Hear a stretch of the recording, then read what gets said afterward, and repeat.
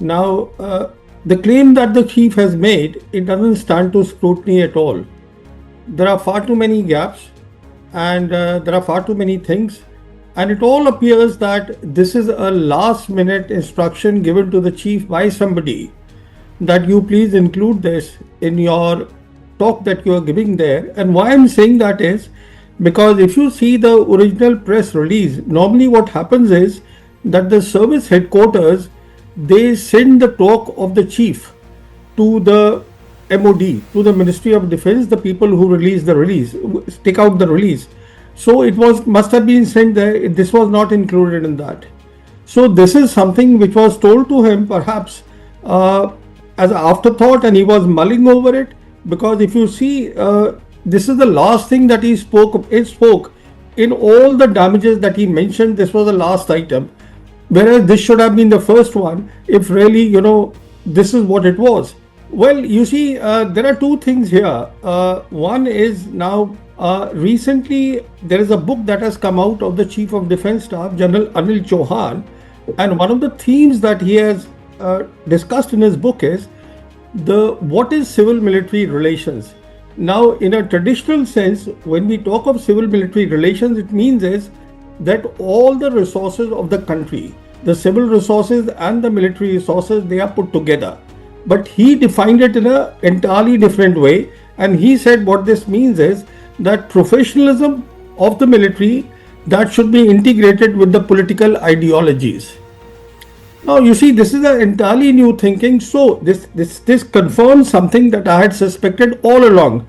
Even when General Bipin Rawat was made the first CDS, it didn't make sense to me, but that's a different question. Should you want to know the answer, I can answer that.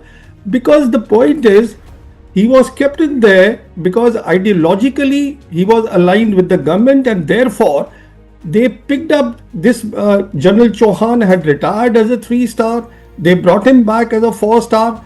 So this is what I think it is after having read his definition of civil-military relationship. So the government is not doing things directly. So this was conveyed through the CDS. That is the point I am making, is because you see, the political leadership doesn't understand the nuances of the military. So when we talk of the rules of engagement, it was conveyed through which is why this is important, which is why they said that this was a tri-service operation headed by the Chief of Defence Staff. Now he said that all these 5 planes, they were shot by the S-400. Now S-400 is a very good system, very versatile, and it has a detection range of 600 kilometers. What that means is that even if there is a small aircraft, it can certainly detect the aircraft at 300 or 400 kilometers, and all the targets that the Air Chief was talking about, they were within 300 kilometers.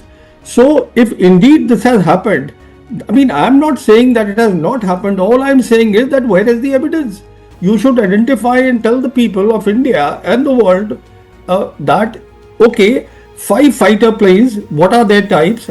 Were they J-10s? Were they JF-17s? Were they F-16s? I mean, this is something you would know. The command, the entire Air Force looks up to the chief.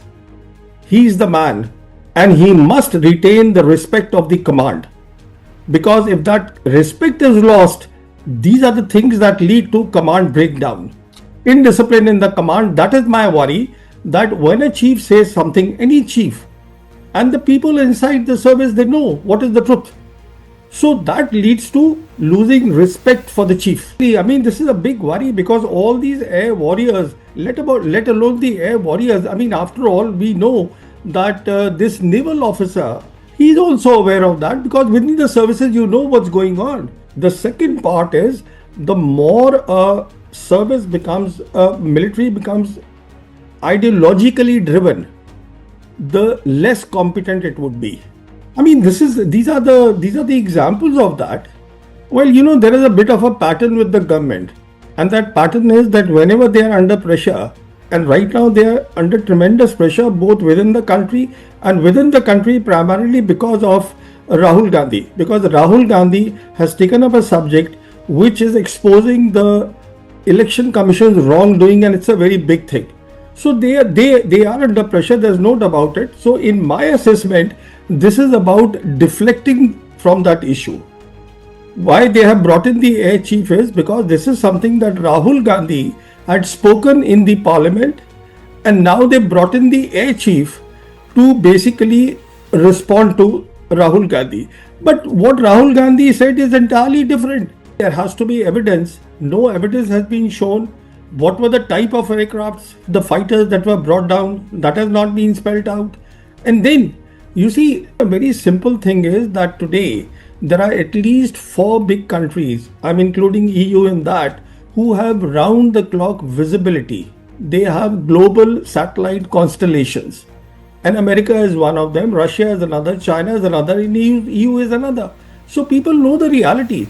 You see, it is basically, in my assessment, this whole thing of chief coming and saying all this is to assuage the feelings of the Indians.